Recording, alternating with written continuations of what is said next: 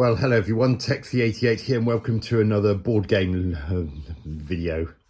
This time we're taking a look at the board game Aliens, Another Glorious Day in the Corps, brought out by Gale Force 9 and released in 2020. And as you probably guessed by the upper logo, it's based on the 1986 Aliens film of the same name that was directed by James Cameron and starred the likes of Sigourney Weaver, Paul Reiser, Bill Paxton, Lance Henriksen, Al Matthews, et al. So, Aliens: Another Glorious Day in the Corps is a cooperative game for 1 to 6 people, and there are either bug hunt missions that you can do solo, in which you just try and to take out as many aliens as possible and try and get to the exit, and in which you start off with limited arsenal but can pick up more as you go along. Or you can actually play the campaign, which consists of 3 scenarios familiar to anyone who's seen the original film. And it can be played by 1 to 6 players. Yes, it's done in such a way that it is possible to play it by yourself, because you can go in with a fire team of up to 6 people, even if you're playing by yourself. The idea is that anyone who's actually directly controlling a character would be controlling one character, and the other 5 would be effectively grunts, which are controlled by either the player if there's only one, or the highest ranking character if there's more than one player. And the grunts are not as capable as when they're controlled by people, but at least they're there, because you really wouldn't want to be doing these missions by yourself, with just your character by itself. So let's take a look inside. So there are 4 double-sided boards, and which side you use depends on the scenario you're playing.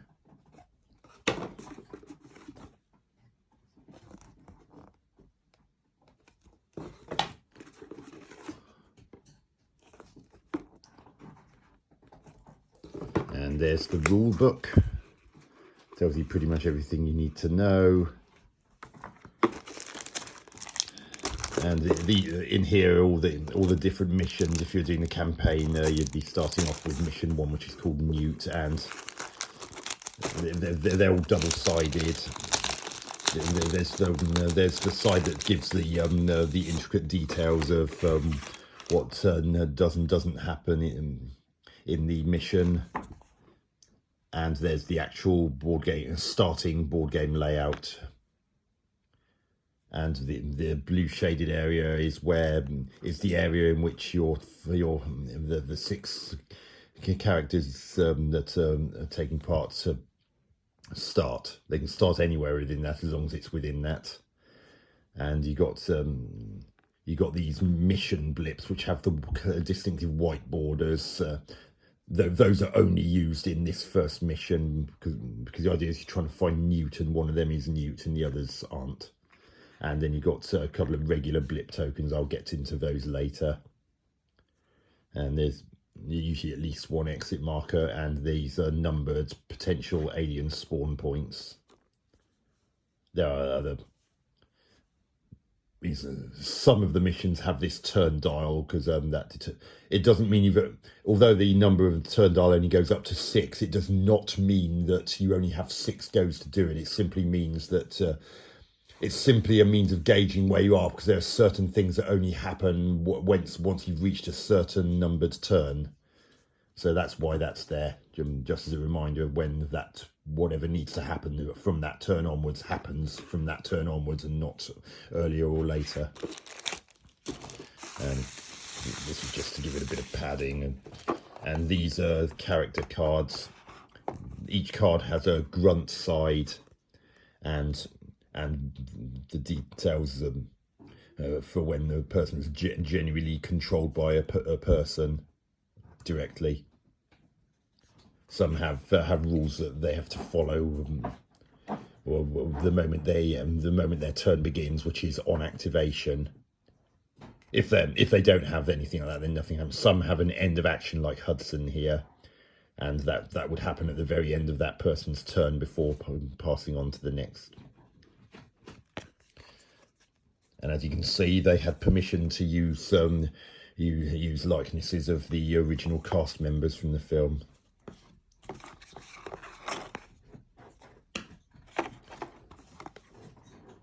So you got pretty much all the major characters from Aliens in this.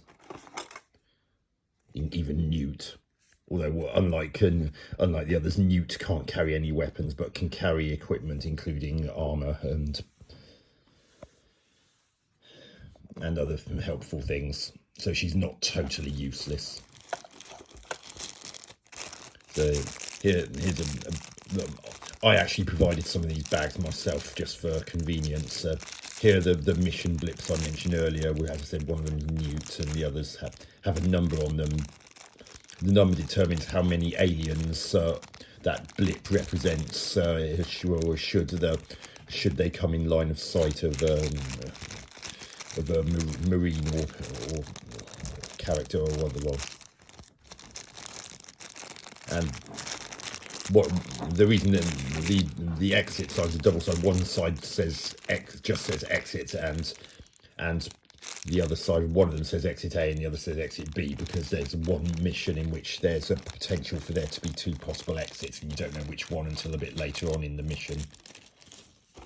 There are the 4 numbered respawn markers I mentioned earlier. These are various different tokens, including sentry guns, computer terminals, a couple of face huggers. There's one there if you can make it out. Yep. And a couple of sentry guns. One of the missions uses the face huggers, and then one of the missions uses the sentry guns. And these are just containers. Sometimes they're just obstacles, and other times they actually contain things of benefit to the Marines. And these are the regular blip tokens. You see, they have a black border around them rather than the white border of the 4 mission tokens I mentioned earlier. And as you see, they too have the number of aliens they represent. The number can be anything from 0 to 5. This here is just a means of it's basically an organizer for the different cards that come into play. The endurance cards on motion tracker cards I'll get to in a moment. As the Marines and grunts have turns, they might have to exhaust or even discard some endurance cards, from the endurance pile, or even occasionally from their hand. Whereas the motion tracker cards, whenever they come into play, you come into play at the end of the alien phase. The alien phase is done via something akin to AI. And these are alien tokens. You may remember that the blips have numbers on them. Well, whenever the number on a blip that comes into line of sight of a Marine is 2 or more, then you would actually have one less of these underneath the model of the alien. So, for example, if you came into line of sight of a blip that had 2 on the opposite side, then you'd have 1 alien representing 1 of that number, and the remaining 1 being one of these tokens underneath it. And whenever there's 1 or more tokens underneath it, it's called an alien swarm. And obviously represents that many aliens in a clump. And these are aim dials on the right hand side of each of those character cards, except for that of Newt, because she can't use any weapons. There's an aim dial which which is always what that character's aim is set to at the beginning of that character's turn, regardless of whether or not they're a grunt. And as that character shoots at things, their aim gradually depletes by one. So relying on weaponry becomes more risky until their next turn. But luckily, a character can take 2 actions during a gameplay, and one of those is aim, so they can actually put their aim dial up by 1 to do this. So there are 6 of those, because there are 6 characters in this that can actually aim. And this is that turn dial that I mentioned earlier. As you see, it's got the numbers from 1 to 6, and at the end of each alien phase, whenever it was used in a mission, then that would go up by 1. This is just something you can put beside the character card of the character whose turn it currently is. That's literally all that's for. And here are some of the character models. Bear in mind, I did have to actually get some polystyrene cement and assemble these. They were originally on sprues in pieces, and I had to glue them together. Then it's not pre-assembled. So here's the one for our beloved Ellen Ripley. As you can see, even though it's not painted, it's quite a good likeness for how Sigourney Weaver looked back in 1986 when the original film came out.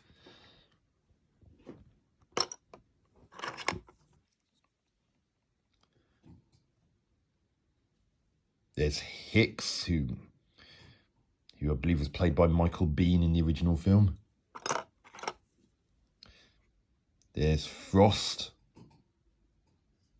Sorry, it's getting a bit out of focus because of how close it is.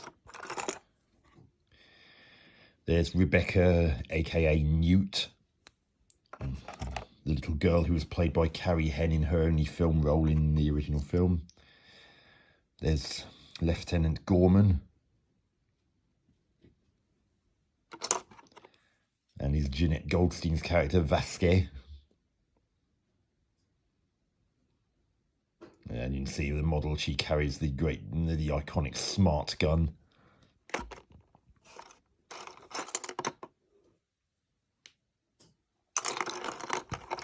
And of course, the Bill Paxton character, Private Hudson. I'm really impressed with the amount of detail on these models. And speaking of which, now I'm going to show you some of the alien models that were assembled. Look at that. Look how detailed that is. Again, the aliens had to actually be assembled. This wasn't pre-assembled. And the aliens were the most bitty of them. The arms and tail were interchangeable, but the heads were. We had a choice between 2 for each stance of alien that was in it. Don't worry, they're all clearly labelled on the sprues. There's another one with different pose and different tail. Absolutely astounding, the level of detail. And here's one where I picked the version of the head that had the inner proboscis of their mouth poking out. If you look carefully, you can just see like the thing that ripped into Brett's and Parker's skulls in the original Alien film. I don't know if I've ever known the proper name for that particular thing, which is effectively their tongue with more teeth on the end of it.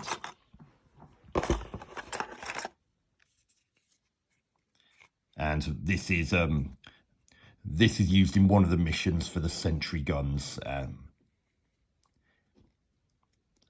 and it automatically depletes for the moment aliens come into line of sight.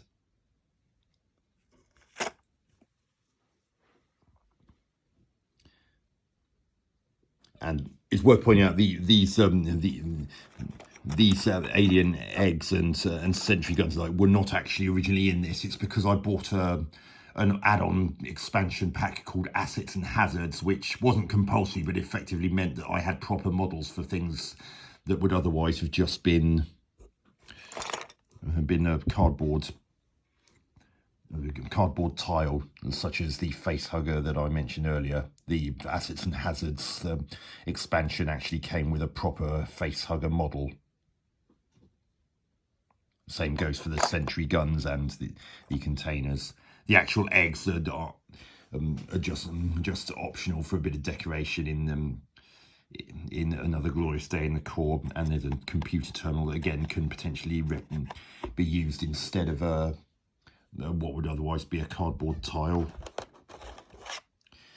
These are the motion tracker cards, which come into play towards the end of most of the Alien phases. There are lots of different cards, and there are 3 different strengths. There's a moderate strength one which has 7 visible blips on the actual card. This is a low risk one which only has 2. And there's also a higher risk one. And there's a higher risk one which has considerably more blips than the other 2 I've just showed you. Obviously, the more blips on it, the more blips on a motion tracker card, the nastier its consequences are likely to be. It doesn't necessarily mean they will be nasty, because some of the cards are actual false alarms. And these here are just cards that you can give out to each human-controlled player, which gives a reminder of the steps taken during the Marine phase. It even lists the maximum of 2 actions that each character can take.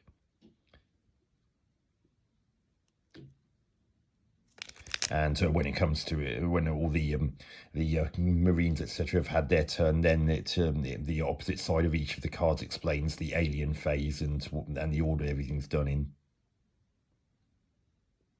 So you've got that quick reference guide for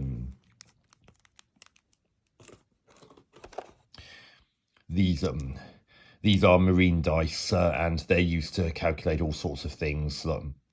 Like an interact option, you'd have to roll equal to or less than that character's tech test in order to succeed. I mean, that could be anything from using a computer terminal, barricading a door,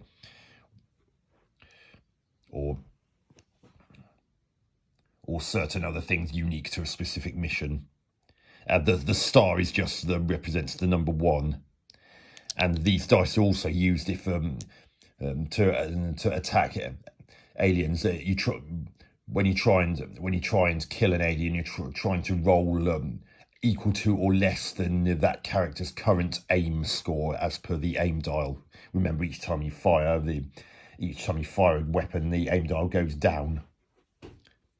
And some weapons like the pulse rifle and smart gun have something called full auto, which means you can continue to fire at things as long as you realise for each one of those additional full auto shots, your aim dial will go down. So there is a trade-off. And with full auto, you can continue with that full autoing within that same single action until you either choose to stop or you miss, whichever happens first. This here is the Alien die. For the most part, it's only used to determine how far blips can move during the Alien phase.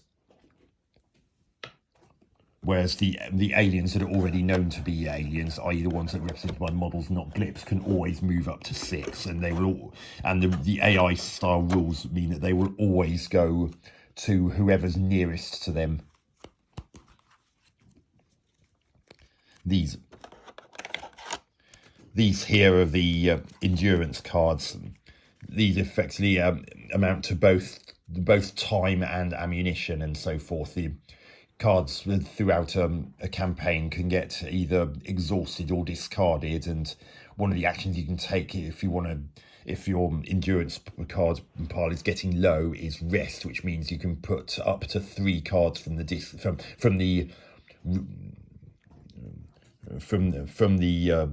exhaust pile back underneath the endurance pile. whereas discarded ones, the risk is that half of those at the end of that campaign mission are going to be out of play for the rest of the campaign.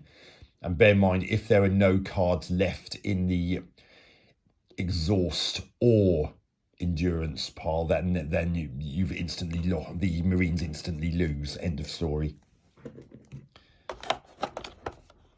This here is initially put at the very bottom of the endurance card pack, and once you reach that, any cards that are underneath it get reshuffled and placed on top of the card, and then play continues as normal.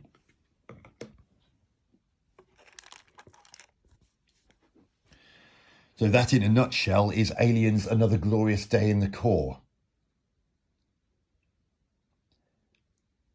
And I'm really impressed with the way it marries up action and strategy. I mean, because of the endurance cards being finite, you can't just fire wildly. And of course, there's the ever decreasing aim dials, which means that shooting at things become more risky depending on what weapon you're using. I mean, there are some weapons that say they'll always hit on a roll of one of these dice of say 3 or less, 5 or less, or in the case of the flamethrower, 7 or less. And the flamethrower can actually is the only weapon where you can take out a whole swarm without having to reduce your aim dial each time, because of the kind of weapon it is. The downside of that is that weapon has a limited range. You can't shoot at anything more than 2 squares away from you.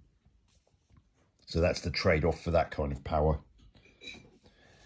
And generally, the 3 campaign missions in this are faithful to the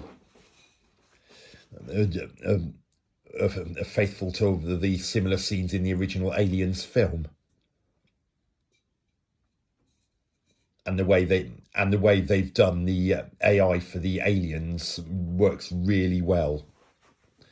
And as I said, I'm really impressed with the quality of the models. I mean, from what I can make out from the sprues, the actual models were designed in Poland. And I'm really impressed with the quality, especially of the aliens. I mean, you saw earlier in the clip just how detailed they are considering their small size. I mean, those aliens are only about 3 centimeters high, and look how much detail there is in them when I pulled a couple of those aliens up close.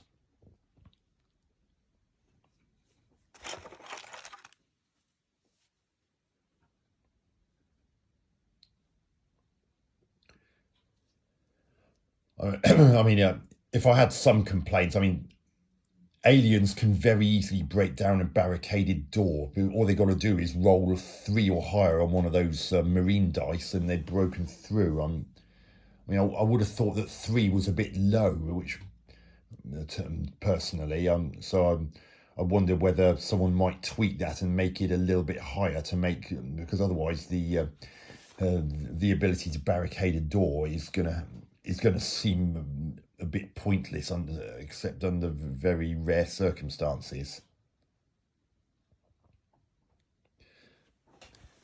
And it can be frustrating if one of your characters gets knocked down and it's all reliant on being lucky with dice. Because what happens is, if an alien, if a marine has to defend themselves against an alien, then the defending marine has to roll equal to or less than their defense to avoid taking damage. And if it's a swarm, the more each token that's underneath the model of the actual alien will reduce that number by 1. So, for example, if Gorman here was attacked by an alien swarm of 2, then because a swarm of 2 would have 1 alien token underneath it, he would have to roll 3 or less to avoid being knocked down. And if the roll of that particular die is 10, then he would be killed and would be out of the game for the rest of the campaign.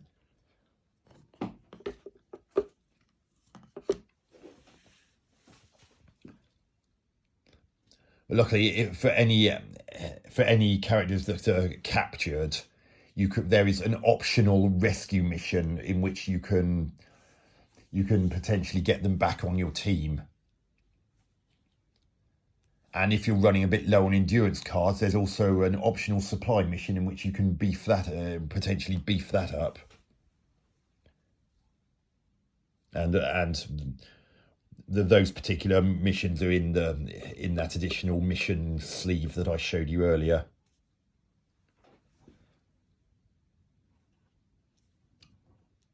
This game was quite popular when it was first released in 2020, and given how good it is, I'm not at all surprised. It really is a very good way of bringing that wonderful, beloved franchise into the board game arena.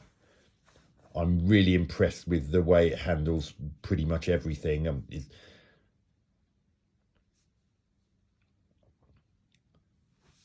it's just those little niggles that really count against it, but there are plenty of worse problems that there could have been with it.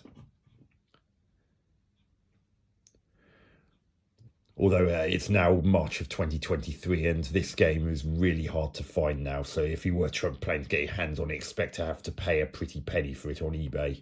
I'm not saying you would have to, but expect to have to, because it was a very popular choice of board game.